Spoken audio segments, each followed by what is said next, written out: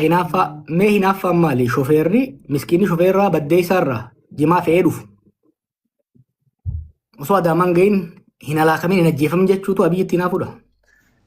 Gaafin kawarra biyya bulchuu Joowar Abiyyiin jibbaa sirna kanatti ijoollee biyya bulchaa jirtu kanatti hinaafaa malee uummataa fi miti jedhan gaafii akka warra paartii isaaniitti suni namni sheekaa tokko immoo sirna Abiyyi kana keessa nuti akka islaamatti mataa ol qabanne yoo isuma kana sirreeffanne hoo sirna kana sirreeffachuun hin danda'amu waliin mari'achuun hin danda'amu isintu dide moo isaantu isin mari'achuu dide jedhan gaafii inboxiti deebii isin ra'ayi.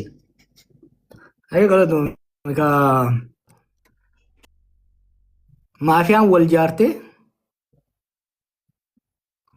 wal jaarte miskiina hiitee cafayitee maallaqa baankii isaa keessaa hin naanneeffachuun dhaabbachuu qaba jechuutu hinaafuudha. Reefu gaafii tokko gaafatee ture murtii guutuu siniif baasa viidiyoo san.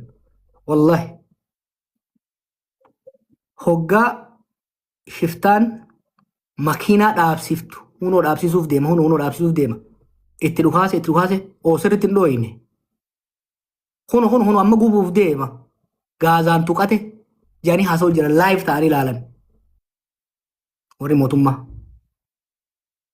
diroonii qaban amma mootummaan akka durimi oraalsitti hin argitu diroonii dhallaalu jiran lafa buusuu dandeessi dhukaafnaan namni irraa dheessuu danda'a osoo isaan laalan itti dhiisan jechuudha.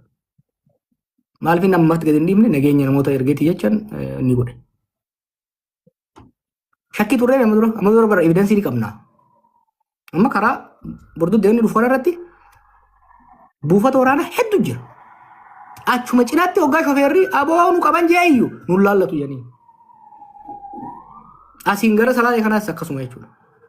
Kun dadhabuu humna dhabuurraa osoo hin ta'in amma shiftaa kana dha'uunfaan waan waraana guddaa barbaachisuma.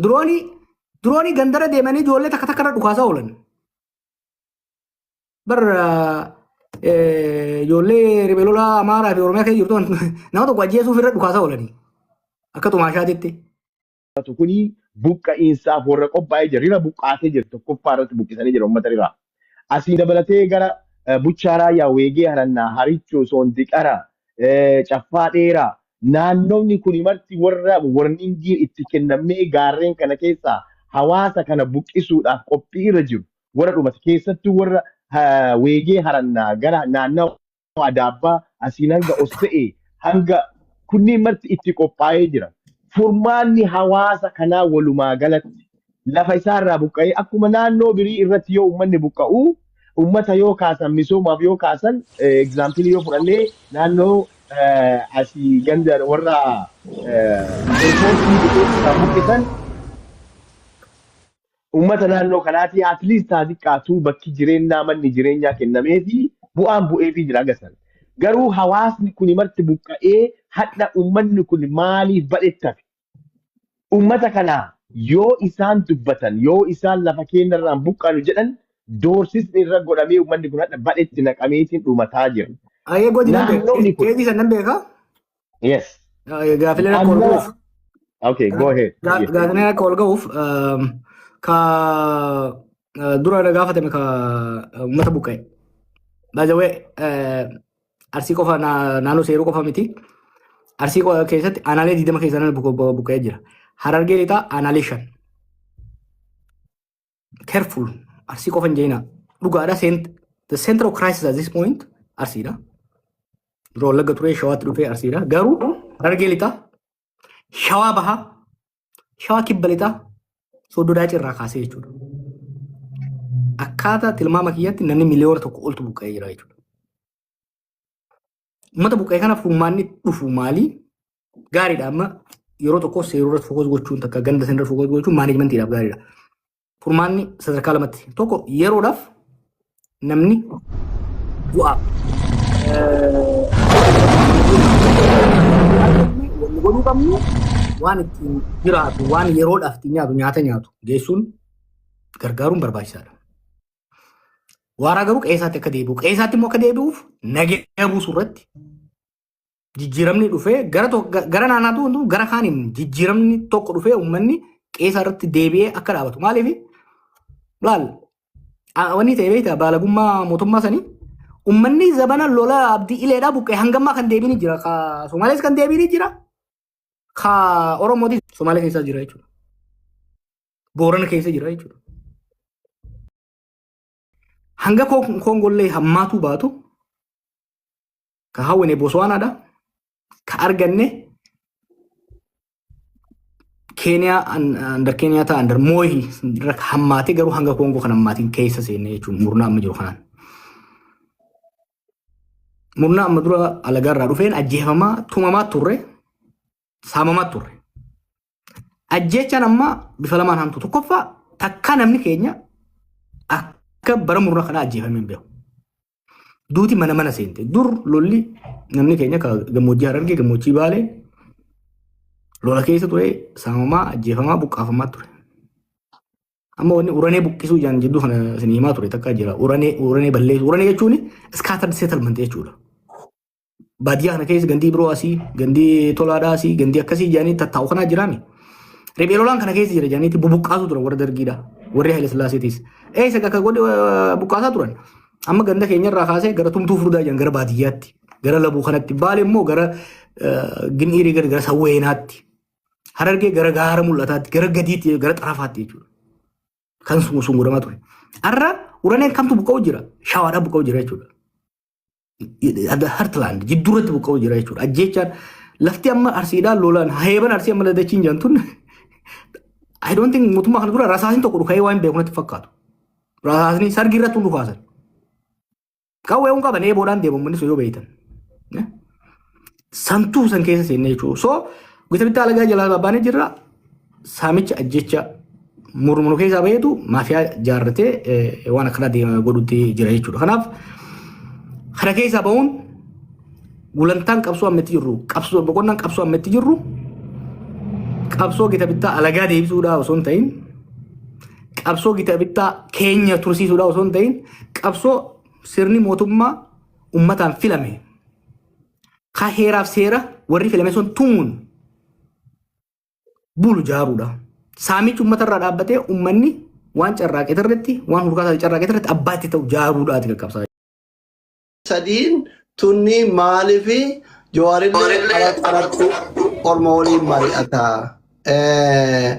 Jaalmarrolleen bosonaa jira. Abiyyillee Tigree walloleenuu araarame. Maaliifi jawaarii fi abiyyiif marroo waliin mari'achuu dadhabde. Yoo amma inni ijoolleen amma aangoriirtuun kufte alagaa warra harkaa fi harma nu mure santu nutti deebi'a. Alagaan nu gabroonfaturraa ijoolleen maan ta'in akka feete goote nu saamte nu tumtee nu haa bulchitu. Hin salphannaa warra jedhu jira amma waan garatti maal jettaan? Taboodaa san waan jannatti fakkaatu. Taboodaa san nu tumtee nu saamtee nu haa bulchitu osoo hin ta'in. Taboodaa san hin jaan. Jaan ana ummaatii jarraa isin hin dhagayaa isoo jarraa isin hin dhagayaa. Alagaa jala deebuun fedhanii. Alagaa jala deebuun fedhanii.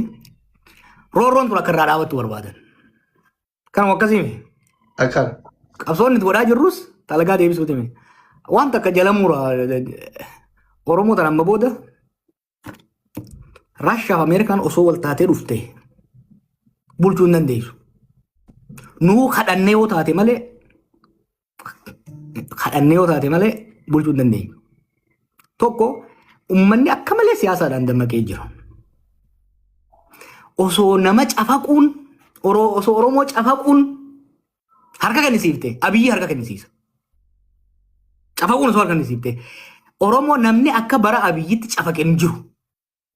Ajjeesuudhaan, hidhuudhaan, saamichaan cabsuudhaaf jechuudha. Cabuu hin danda'u tokko. Lamaffaa jabalatanii hoggaa laaltan nu caalaa orma biraatiitu qoqqoodamaadha. Nuti miliyoona meeqa seennisa? Zabana tokko miliyoona hoggaa jirru gaaf tokko Oromoon kun 20 jenne gaafa kan lafuma ani 30 gaheetti gaafa kan 50 geenye. Oromoon kunis 20 30 doyeen amma meeqa 60 jechuu jiranis yaa. Uummanni dilli kuni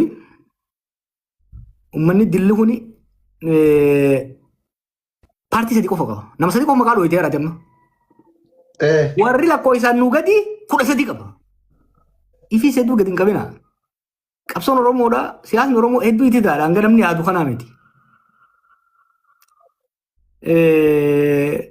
Saboonni hedduu lakkoo isaan fraction parsantii takka teenye hin taane paartii 13 qaban. Sadiin tunni maaliifi Jawaarillee alatti Oromoo waliin mari'ata. Jaalmarrolleen bosonaa jira. Abiyyillee Tigree Walloleenuu araarame. Maaliifi Jawaarii fi Abiyyiif marroo waliin mari'achuu dadhabde. Yoo amma inni ijoolleen amma aangoriirtuun kufte alagaa warra harkaa fi harma nu mure santu nutti deebi'a. Alagaan nu gabroonfaturra ijoolleen maanteen akka feete goote nu saamte nu tumtee nu haa bulchitu. Hin salphannaa warra jedhu jira amma waan garatti maal jettaan. Taboodaa san waan jannatti fakkaatu. Taboodaa san nu tumtee nu saamtee nu haa bulchitu osoo hin ta'in. Taboodaa san hin jaan. Kan jaan ana ummaatii yarraa isin hin dhagayaa isoon yarraa isin hin dhagayaa. Alagaa jala deebuun fedhanii. Alagaa jala deebuun fedhanii. Roorroon tun akka irraa dhaabattu barbaadan. Kanuma akkasiimi. Akkana. Qabsoonni itti godhaa jirrus alagaa deebisuuti. Waan takka jala mura Oromoo tan amma booda Raashiyaa fi Ameerikaan osoo wal taatee dhufte bulchuu hin dandeessu. Nuu kadhannee yoo taate malee bulchuu hin dandeenyu. Tokko uummanni akka malee siyaasaadhaan dammaqee jiru.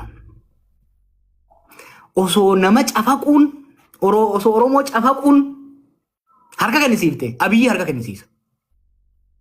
Cafaquun osoo harka kennisiifte Oromoo namni akka bara Abiyyitti cafaqee hin jiru. Ajjeesuudhaan, hidhuudhaan, saamichaan cabsuudhaaf jechuudha. Cabuu hin danda'u tokko. Lammaffaa jabanattanii hoggaa laaltan nu caalaa orma biraatiitu qoqqoodamaadha. Nuti miliyoona meeqa seennisa? Zabana tokko miliyoona hoggaa jirru gaaf tokko Oromoon kun 20 jenni. Gaafa kan lafuma ani 30 gaheetti yan gaafa kan 50 geenye. Oromoo tunis 20 30 doyeen amma meeqa isa 60 jechuu jiranis yaa. Uummanni dilli kuni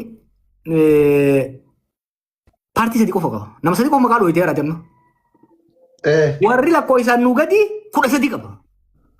Ifii hedduu gadi hin qabina. Qabsoon Oromoodha. Siyaasni Oromoo hedduu itti ta'a. Hanga namni yaadu kanaa miti. Saboonni hedduu lakkoo isaan fraction parsantii takka teenye hin taane paartii 13 qaban.